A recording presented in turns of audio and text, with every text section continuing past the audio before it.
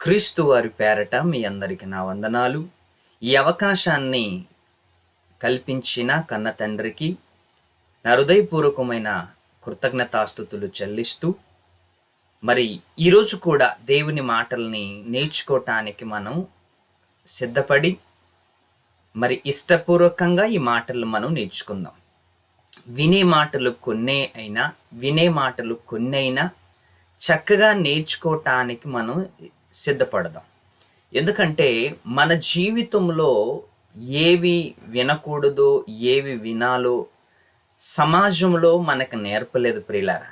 ఏవి వినాలి, ఏవి వినకూడదు, ఏం మాట్లాడాలి, ఏం మాట్లాడకూడదు అని సమాజంలో మనకి బోధించలేదు, కానీ బైబిలు మనకి బోధించింది.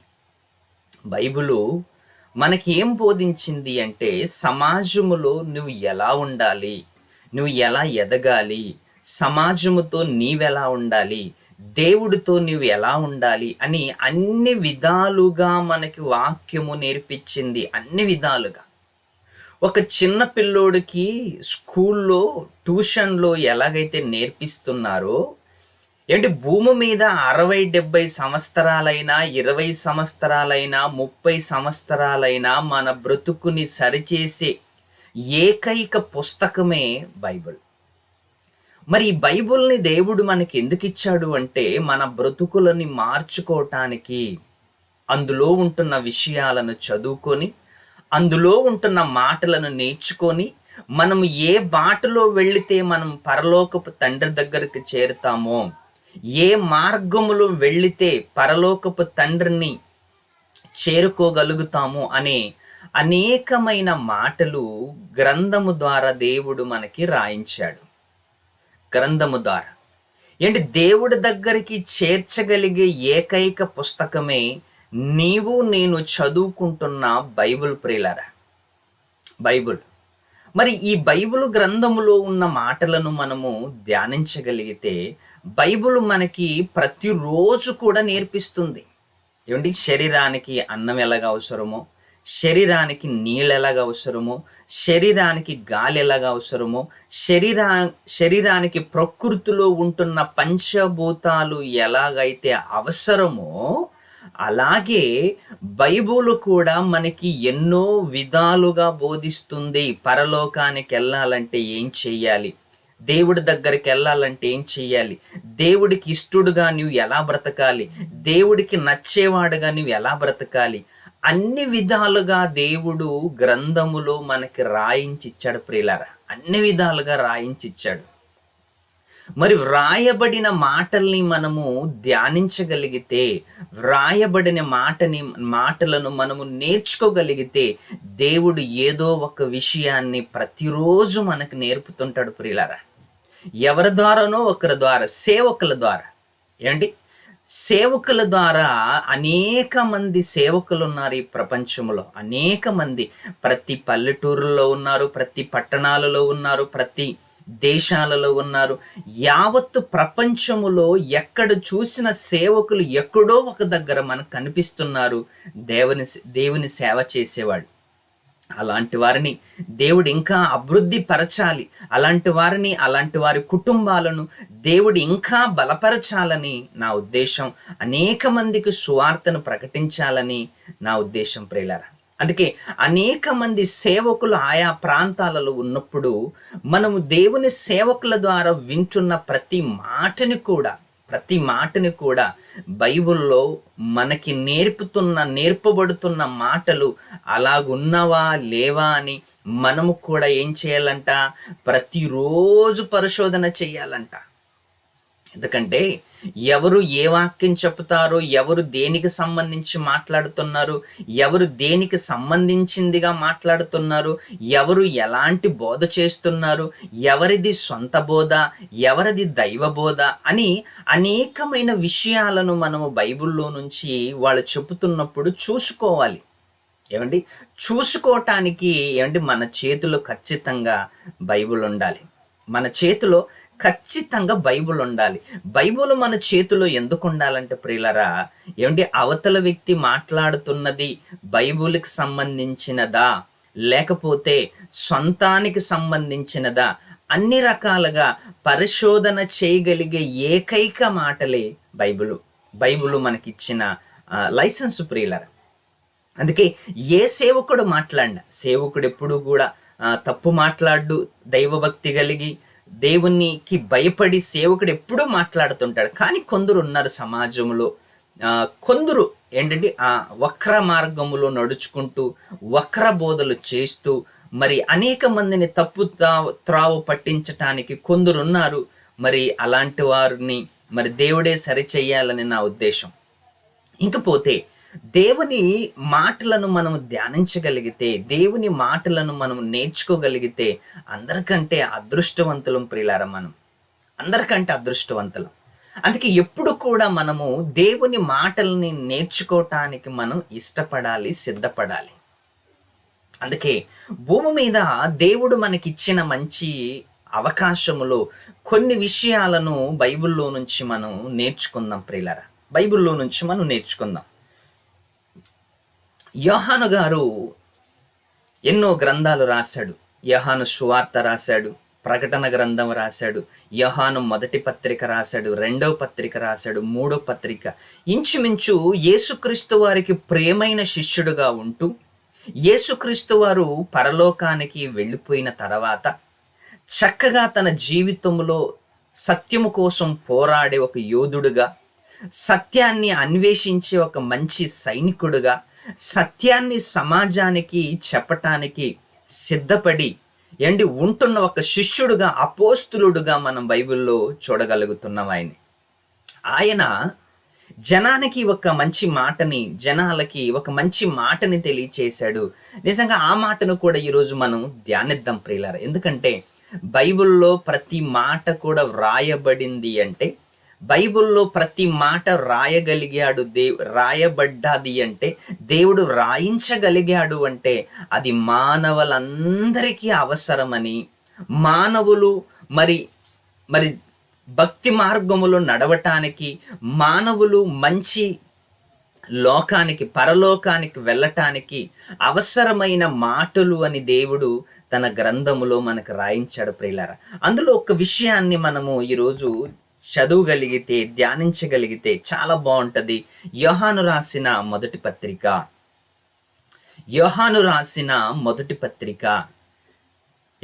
ప్రకటన గ్రంథం రాశాడు, యోహాను సువార్త రాశాడు, ఇంకపోతే మొదటి యోహాన పత్రిక రాశాడు, రెండో యోహాన పత్రిక రాశాడు, మూడో యోహాన పత్రిక.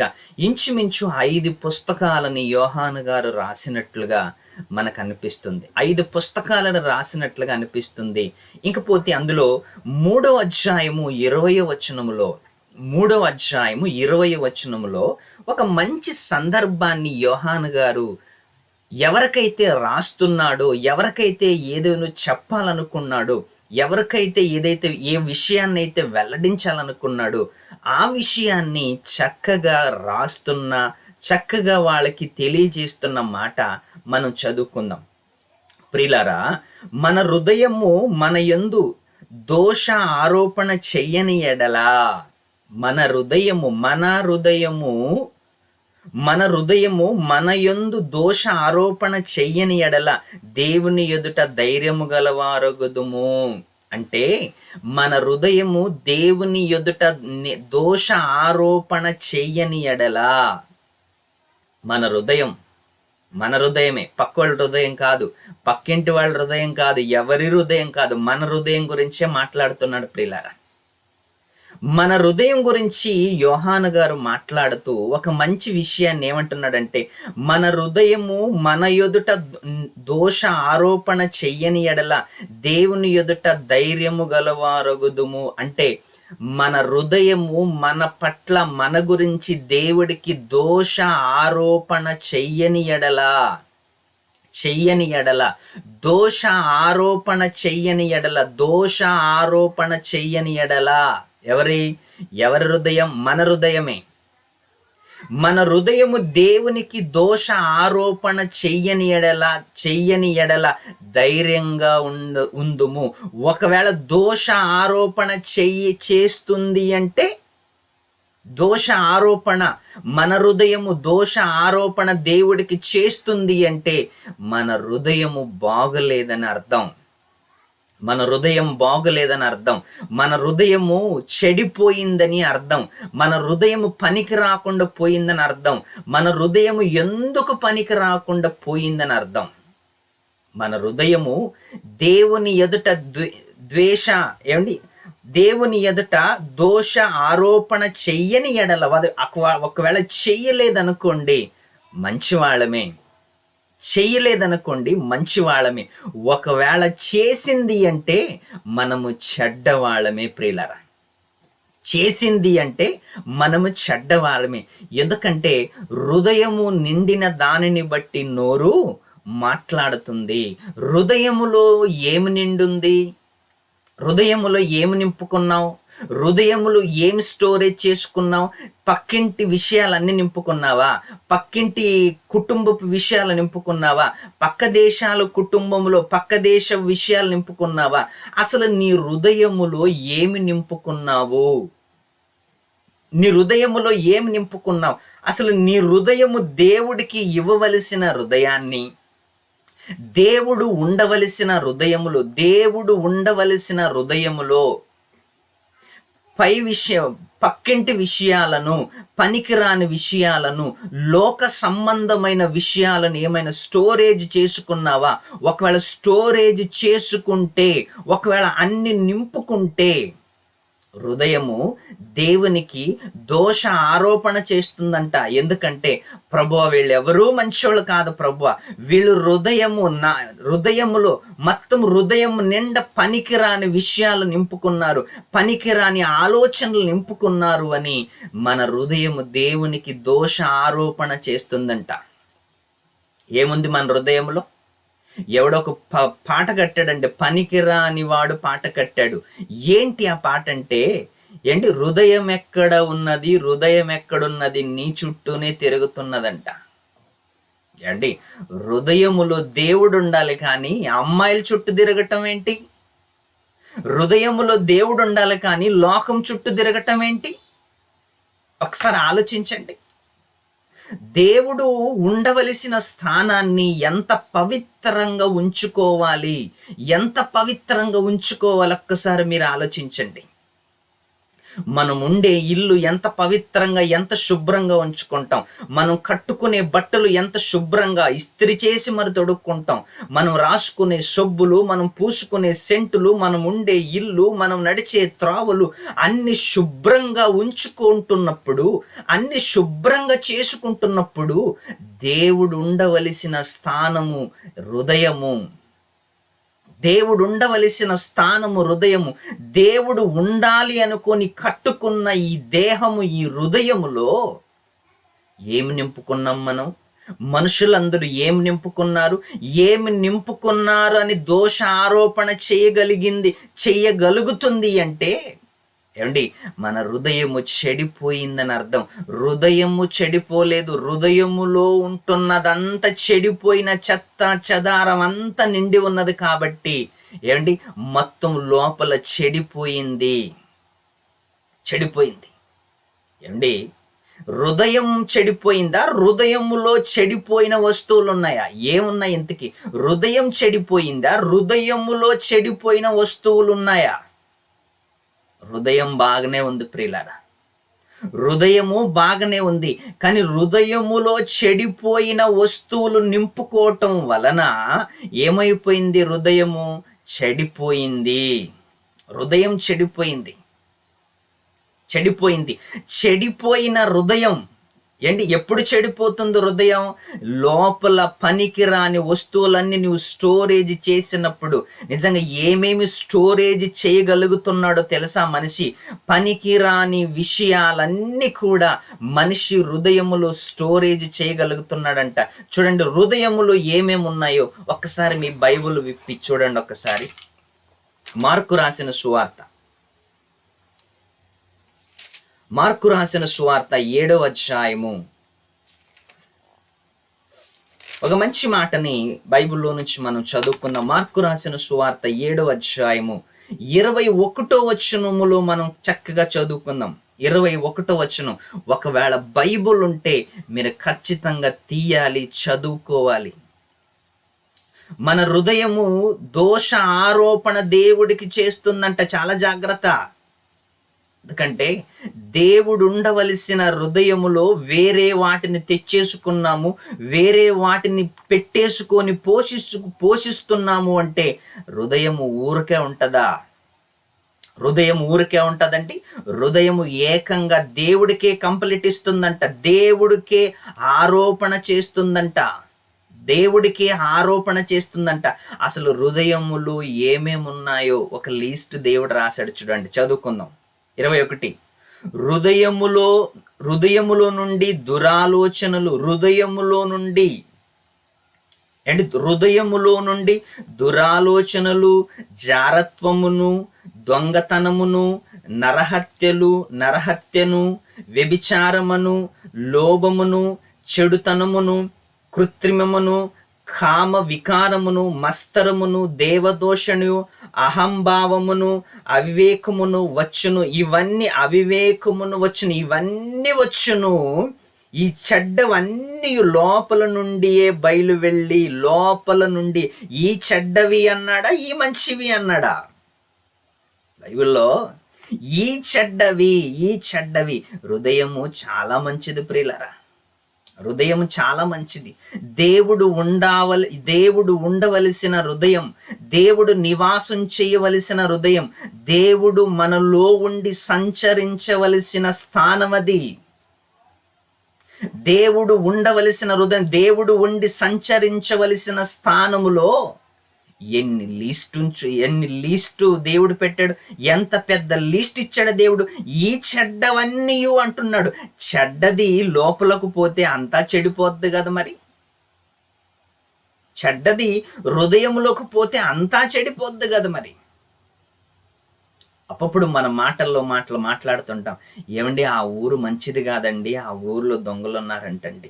ఇంతకి ఊరు మంచిది కాదా? ఊర్లో దొంగలుంటే ఊరు మంచిది కాదా? ఊర్లో దొంగలు ఉన్నారు కాబట్టి ఊరు మంచిది కాదు. ఊరేం చేసింది పాపం? 4 గోడలు, ఏమంటే 4 గోడలు, చెట్లు, ఇండ్లు, ఇవే కదా. కానీ ఊర్లో దొంగలున్నారు కాబట్టి ఊరు మంచిది కాదు.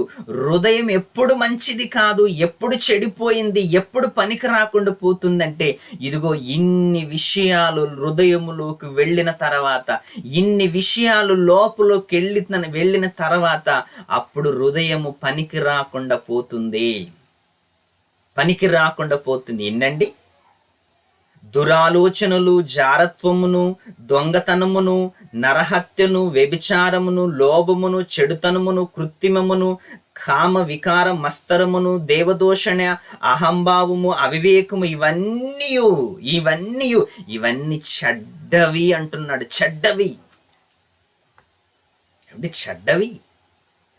చెడ్డ విషయాలన్నీ లోపల పెట్టుకుంటే హృదయం ఊరికే ఉంటుందా? చెడ్డ విషయాలన్నీ లోపల పెట్టుకొని బ్రతుకుతుంటే హృదయం ఊరికే ఉంటుందా? హృదయము ఏకంగా ఎవరికి ఆరోపణ చేస్తుందంట? దేవునికి ఆరోపణ చేస్తుందంట. ప్రభువా, వీళ్ళు అస్సలు మంచోళ్ళు కాదు, వీళ్ళు కయీను లాంటి వాళ్ళు, వీళ్ళు బిలాము లాంటి వాళ్ళు, వీళ్ళు యాషావు లాంటి వాళ్ళు, వీళ్ళు సాతాను లాంటి వాళ్ళు, సాతాను బుద్ధులు కలిగిన వాళ్ళు, కయ్యను బుద్ధులు కలిగిన వాళ్ళు, బిలాము బుద్ధులు కలిగిన వాళ్ళంతా అస్సలు మంచోళ్ళు కాదని ఒక హృదయము దేవునికి ఆరోపణ చేస్తుంది అంటే, ఒకవేళ ఆరోపణ చేయలేదనుకోండి, మన హృదయము దేవునికి ఆరోపణ చేయలేదనుకోండి, బతికిపోయాం ప్రియులారా. ఎందుకంటే మన హృదయాన్ని పరిశోధన చేసే దేవుడు,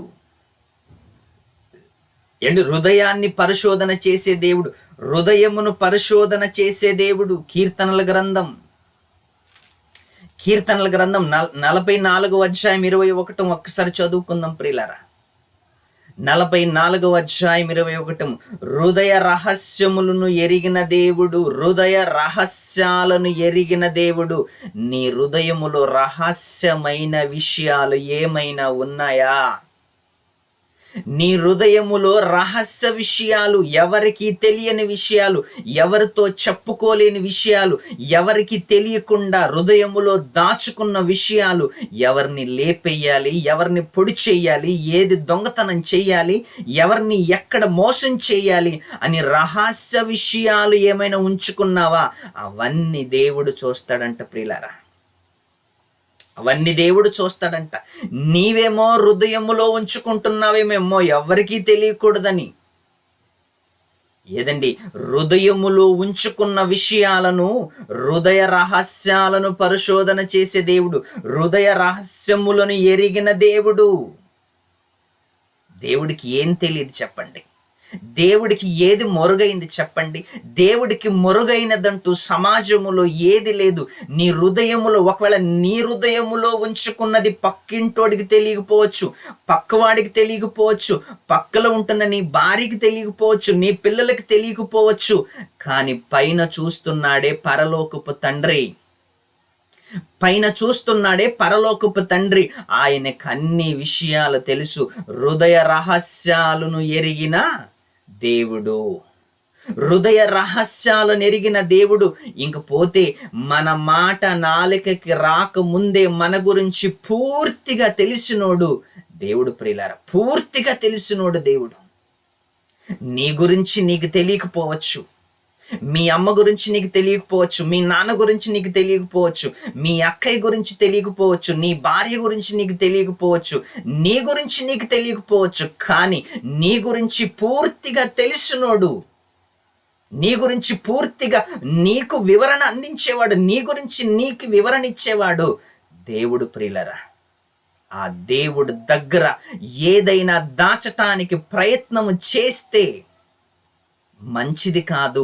ఒకవేళ దాచటానికి ప్రయత్నం చేస్తే హృదయం ఆరోపణ చేస్తుందంట. ప్రభువా వీడు ఇది దాచాడు, ప్రభువా వాడు అది దాచాడు, ఇది దాచాడు, అది దాచాడు, అన్ని ఆరోపణ చేస్తుందంట దేవుడికి. దేవుడికి ఆరోపణ చేస్తుందంట. హృదయము ఆరోపణ చేయకుండా ఉండాలి అంటే హృదయములో దేవుణ్ణి మనం ఉంచుకోవాలి. హృదయములో దేవుణ్ణి ఉంచుకోవాలి. హృదయము నిండా సత్య సంబంధమైన మాటలు ఉండాలి. హృదయము నిండా సత్య సంబంధమైన పాటలు ఉండాలి, మాటలు ఉండాలి, పనులు ఉండాలి. ఇంకపోతే పరలోక సంబంధమైన సత్యక్రియలు, సత్క్రియలు మనం భూమి మీద చేస్తూనే ఉండాలి ప్రియులారా, చేస్తూనే ఉండాలి. భూమి మీద అనేక కార్యక్రమాలు నువ్వు చేయగలిగితే, అనేక పనులు నువ్వు చేయగలిగితే, ఒకరోజు నువ్వు మరణించిన తర్వాత దేవుడి దగ్గరికి వెళతావు ప్రియులారా. ఒకరోజు మరణించిన తర్వాత దేవుడి దగ్గరికి వెళ్ళాలి అంటే బైబుల్ ఏమన్నా తెలుసా? హృదయ శుద్ధి గలవారు ధన్యులు, వాళ్ళు దేవుణ్ణి చూస్తారు. హృదయ శుద్ధి గలవారు ధన్యులు, వాళ్ళు దేవుణ్ణి చూస్తారు. నువ్వు దేవుణ్ణి చూడాలి అంటే, నువ్వు దేవుణ్ణి చూడాలి అంటే ప్రియులారా, ఒక్కసారి నీవు ఆలోచించు. నీ హృదయము శుద్ధముగా ఉండాలి, పరిశుద్ధంగా ఉండాలి. నీ హృదయము పరిశుద్ధంగా ఉండాలి. ఎందుకంటే దేవుడు పరిశుద్ధుడు కదా. దేవుడు పరిశుద్ధుడు, దేవుడు మంచివాడు, దేవుడు గొప్పవాడు. యేసు రక్తములో కడగబడిన నీవు, యేసు రక్తములో కడగబడిన నీవు ఒక పరిశుద్ధుడుగా, నిర్దోషుడుగా ఉండాలి అంటే ప్రియులారా, ముందు యేసుక్రీస్తు రక్షకునిగా నువ్వు స్వీకరించు. యేసుక్రీస్తుని రక్షకునిగా స్వీకరించు. యేసే నా పాపాల కోసము, యేసే నా పాపాలను తీసివేసేవాడని, యేసే నా పాపాలని క్షమించేవాడని మనసు పూర్తిగా యేసు దగ్గర, దేవుడి దగ్గర ఒప్పుకోవాలి. ఎవరు నేను చేసిన నేరాలు, నేను చేసిన ఘోరాలు అన్ని కూడా ఎవరు చూడటం లేదు కదా అనుకుంటే ప్రియులారా, ఒక ఆయన చూస్తున్నాడంట ప్రియులారా. ఒక స్కూల్లో ఒక 10 మంది పిల్లలందరిని పిలిచిందంట టీచర్. 10 మంది పిల్లలందరినీ పిలిచి 10 మందికి 10 చాక్లెట్లు ఇచ్చిందంట ఒక టీచరు. 10 మందికి చాక్లెట్లు ఇచ్చి ఏమన్నదంటే, ఎవ్వరు చూడకుండా ఈ చాక్లెట్ తిని రావాలి, ఎవ్వరు చూడకుండా ఈ చాక్లెట్ మీరు తిని రావాలని 10 మంది పిల్లలకి ఒక టీచరు ఈ పని అప్పగించి అందరినీ పంపించేసిందంట. అందరిని పంపించేసింది.